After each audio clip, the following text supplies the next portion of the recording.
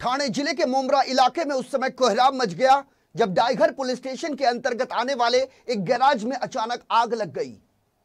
इस गैराज का नाम पप्पू ऑटो गैराज बताया जा रहा है, जहां यह अचानक आग लगी। तस्वीरों में आप देख सकते हैं आग की जो लपटें हैं कितनी विकराल हैं।